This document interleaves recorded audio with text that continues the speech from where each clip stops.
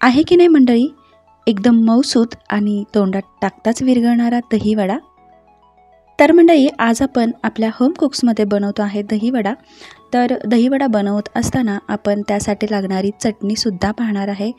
एकंदरीत हा व्हिडिओ पूर्णपणे डिटेलमध्ये असणार आहे की दहीवडा मऊसूत कसा बनवायचा, त्यासाठी दही कसं लावायचं, तसेच यासोबत ज्या चटणी आहेत त्या कशा बनवायच्या, हे सर्व या एकाच व्हिडिओमध्ये डिटेलमध्ये दिलेलं आहे। त्यामुळे हा व्हिडिओ शेवटपर्यंत नक्की पहा। तसेच तुम्हाला जर का आपली ही रेसिपी आवडली तर रेसिपीला लाईक करा, शेअर करा आणि अशाच नवनवीन रेसिपी पाहण्यासाठी आपल्या होम कुक्स या यूट्यूब चॅनलला नक्की सबस्क्राईब करा। आता आपण रेसिपीला सुरुवात करूया। तर दहीवडा बनवताना आपण आदल्या दिवशी काही तयारी करून ठेवायची आहे। म्हणजे सगळ्यात महत्त्वाचं, आपण दही वापरतोय तर ते दही जास्त आंबट झालेलं नको, त्यामुळे ते आदल्या रात्रीच लावायचं आहे। म्हणून इथे आपण 1 लिटर दही लावून घेतो आहे। तर दही लावत असताना आपण दूध हे कोमट केलेलं आहे आणि इथे तुम्ही बघू शकता की माझं बोट यामध्ये बुडू शकतं एवढं कोमट दूध आहे। आता यामध्ये आपण 1 चमचा आंबट दही घालणार आहोत आणि हे दही व्यवस्थित मिक्स करून घ्यायचं आहे। यानंतर या दुधावरती झाकण ठेवायचं आहे आणि आपण साधारण एक 10 ते 12 तासासाठी असंच बाजूला न हलवता ठेवून द्यायचं आहे। यामुळे आपलं दही व्यवस्थित घट्ट लागतं। यासोबत आपण डाळसुद्धा भिजायला घालतो आहे। त्यासाठी इथे मी 200 ग्राम उडीद डाळ घेतलेली आहे। ती स्वच्छ निवडून घेतलेली आहे आणि 3 ते 4 पाण्याने धुवून रात्रभर भिजत घालणार आहोत। आता इथे दुसऱ्या दिवशी सकाळी तुम्ही बघू शकता की मस्त असं घट्ट दही लागलेलं आहे। तर यातलं अर्धा लिटर दुधाचं आपण दही बाजूला काढून घेणार आहोत।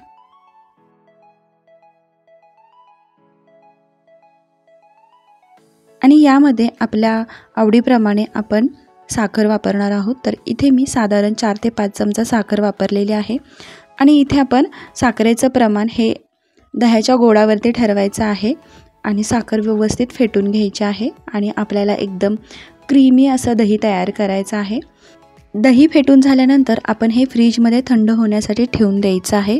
आता या ठिकाणी आपण चटणी तयार करतोय, तर त्यासाठी इथे मी मूठभर घेतलेली आहे कोथिंबीर, त्यानंतर इथे 4 घेतलेल्या आहेत हिरव्या मिरच्या, 1 इंच आलं, तसेच 4 ते 5 लसूणच्या पाकळ्या, 1 चमचा जिरं, तसंच चवीपुरतं मीठ, सोबतच आपण थोडीशी साखरसुद्धा घातलेली आहे। आता यानंतर आपण अर्ध लिंबू यामध्ये पिळून घेतो आहे। त्यानंतर यामध्ये मी 2 चमचा शेव घालून घेणार आहे। आता याऐवजी तुम्ही यामध्ये डाळ किंवा फुटाणे सुद्धा वापरू शकता। आता हे आपण पाणी घालून व्यवस्थित बारीक पेस्ट करून घ्यायची आहे। तर तुम्ही इथे बघू शकता। आणि ही चटणी बनवत असताना याची कन्सिस्टन्सी एकदम पातळच ठेवायची आहे।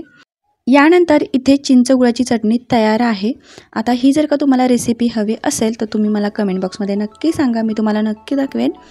तर या ठिकाणी लागणारी चटणी आणि दही तयार आहे। आता आपण वडे कसे बनवायचे हे पाहूया। तर सुरुवातीला इथे मी कोमट पाणी घेतलेलं आहे। आता या पाण्यामध्ये आपण थोडंसं मीठ घातलेलं आहे, तसेच इथे अर्धा चमचा हिंग घातलेला आहे। आता हे व्यवस्थित मिक्स करून बाजूला ठेवून द्यायचं आहे। यानंतर आपण डाळ वाटून घेणार आहोत। तर डाळ आपली मस्त मऊसूत अशी भिजलेली आहे। आता थोडं मिक्सरच्या भांड्यामध्ये घेऊन आपल्याला एकदम बारीक पेस्ट, म्हणजे अगदी गंधासारखी बारीक वाटून घ्यायची आहे। कुठेही दाणेदार राहायला नको। असंच पीठ तयार झालं तर आपले वडे एकदम मस्त मऊसूत होणार आहेत। सगळ्यात महत्त्वाचं म्हणजे डाळ वाटत असताना आपल्याला पाण्याचा वापर करायचा नाही। गरज भासली तर अगदीच अर्धा चमचा वगैरे असं पाणी वापरायचं आहे आणि एकदम थोडं पाणी करूनच आपल्याला डाळ वाटून घ्यायची आहे। आणि तुम्ही इथे बघू शकता, जी डाळ मी वाटून घेतलेली आहे ती एकदम घट्ट आहे, त्यामुळे आपल्याला पाणी किती वापरलं पाहिजे याचा अंदाज येतोय। तर इथे आपली डाळ वाटून तयार झालेली आहे। आता ही व्यवस्थित फेटून घ्यायची आहे। तर आपण साधारण एक 5 ते 6 मिनिट एकाच दिशेने अशी आपण डाळ फेटून घेतो आहे। असं एकसारखं फेटल्यामुळे पिठामध्ये हवा भरली जाते आणि पीठ आपलं एकदम हलकं होतं आणि वडे आपले एकदम मऊसूत होतात। तर आता इथे पीठ फेटत असताना मला जरा जास्तच घट्ट वाटतं आहे, त्यामुळे मी एकदम थोडंसंच पाणी घेतलेलं आहे। तुम्ही इथे बघितलं असेल की मी एकदम अर्धा चमचा एवढंच पाणी घेते आहे। असं मी 2 ते 3 वेळा केलेलं आहे आणि व्यवस्थित आपण पीठ हलकं करून घेतलेलं आहे। आता या ठिकाणी आपलं पीठ हलकं झालेलं आहे की नाही हे पाहूया। त्यासाठी इथे मी एक छोटासा गोळा पाण्यामध्ये घालून बघितलेला आहे। तर हा पटकन वरती येतोय, याचा अर्थ आपला पीठ पूर्णपणे हलकं झालेलं आहे। आता या पिठामध्ये आपण चवीपुरतं मीठ घालायचं आहे आणि आपण वडे तळून घ्यायचे आहेत। तर वडे तळण्यासाठी इथे मी तेल गरम करायला ठेवलेलं होतं। आता हे तेल एकदम कडक किंवा एकदम मंद नाही, तर हे मीडियम गरम झालेलं आहे आणि तुम्ही इथे बघू शकता की इथे पिठाचा गोळा घातल्यानंतर त्याच्या बाजूला अगदी हळूहळू बुडबुडे येत आहेत आणि अगदी अलगद असा वडा वरती येतो आहे। याचा अर्थ आपल्याला जसं हवं आहे तसं तेल तापलेलं आहे। आपण एका वेळेला 3 ते 4 वडे आरामात तळू शकतो। आणि सगळ्यात महत्त्वाचं म्हणजे आपण जेव्हा वडे तेलात सोडतो त्यावेळेला आपला हात थोडासा पाण्यामध्ये बुडवायचा आहे। त्यानंतर असा गोळा घेऊन असा गोल करून आपण तेलामध्ये सोडायचा आहे। यामुळे आपल्या वड्यांना मस्त असा गोलाकार आकार येतो।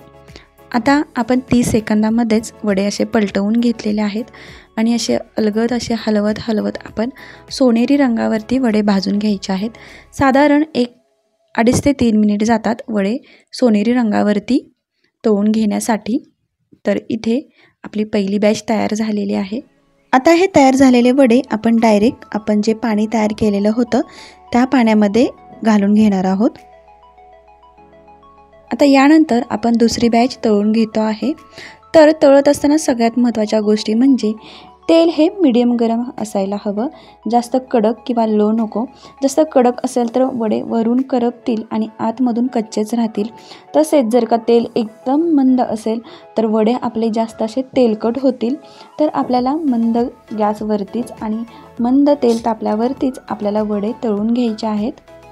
तर मंडळी इथे दही वड्यासाठी लागणाऱ्या सर्व गोष्टी तयार झालेल्या आहेत। मस्त क्रीमी असं गोड दही, तसेच त्यासोबत इथे उडीद वडे सुद्धा तयार केलेले आहेत। आता हे वडे आपण साधारण अर्धा तास तरी पाण्यामध्ये भिजत घालायचे आहेत, यामुळे आतून मस्त स्पॉन्जी होतात। तर मंडळी दही वड्यासाठी लागणारे सर्व वस्तू इथे तयार झालेल्या आहेत। आता आपण दही वड्याचं प्लेटिंग करून घेऊया। तर त्यासाठी दही वडा आपण जो भिजत घातलेला आहे तो व्यवस्थित पिळून घ्यायचा आहे। तर पिळत असताना वडा हा तुटायला नको, तर अशा प्रकारे आपण सर्व वडे पिळून घ्यायचे आहेत। अगदी अलगद हाताने हे काम करून घ्यायचं आहे। आता आपण प्लेट भरूया। तर त्यासाठी इथे एका प्लेटमध्ये सुरुवातीला आपण जे दही तयार केलेलं आहे ते थोडंसं लावून घ्यायचं आहे आणि शेवटी दही किती घ्यायचं आहे हे आपल्या आवडीप्रमाणे आहे, परंतु प्रोसेस अशी करायची आहे की सुरुवातीला खाली थोडंसं दही घालून घ्यायचं आहे आणि त्यानंतर यावरती आपण वडे लावून घ्यायचे आहेत। मी या प्लेटमध्ये बसतील एवढे वडे लावून घेतलेले आहेत। आता इथे वडे लावून झालेले आहेत। आता यावरती आपण पुन्हा दही घालून घ्यायचं आहे। तर सांगितल्याप्रमाणे दहीचं प्रमाण हे आपल्या आवडीप्रमाणे असायला हवं, आपण कमी जास्त करू शकतो। मी पूर्ण प्लेट भरून दही घालून घेतलेलं आहे आणि खरं तर ही प्रोसेस करत असताना बघूनच तोंडाला पाणी सुटतंय, एवढं मस्त असं दहीवडा दिसतो आहे। यानंतर यावरती आपण जी हिरवी चटणी तयार केलेली आहे ती घालून घ्यायची आहे। त्यानंतर चिंच गुळाची चटणी घालून घ्यायची आहे। यावरून आपण थोडंसं लाल तिखट सुद्धा घालून घ्यायचं आहे। सोबत वरून आपण इथे चाट मसाला सुद्धा घातलेला आहे मस्त चटपटीत चव येण्यासाठी आणि वरून अशी शेव भुरभुरलेली आहे। आता यावरून आपण डाळिंबाचे दाणे सुद्धा वापरू शकतो, त्यामुळे आणखीन मस्त चव लागते। तर अशा प्रकारे आपला मस्त असा दहीवडा तयार झालेला आहे। तर मंडळी आहे की नाही मस्त अशी साधी सोपी रेसिपी, मला कमेंट बॉक्समध्ये नक्की सांगा। आवडल्यास ट्राय करून नक्की पहा आणि अशा छान छान साध्या सोप्या रेसिपींसाठी आपल्या होम कुक्स या यूट्यूब चॅनलला नक्की सबस्क्राईब करा। चला तर मंडळी भेटूया अशाच आणखीन एक नवीन रेसिपीमध्ये, तोपर्यंत बाय बाय।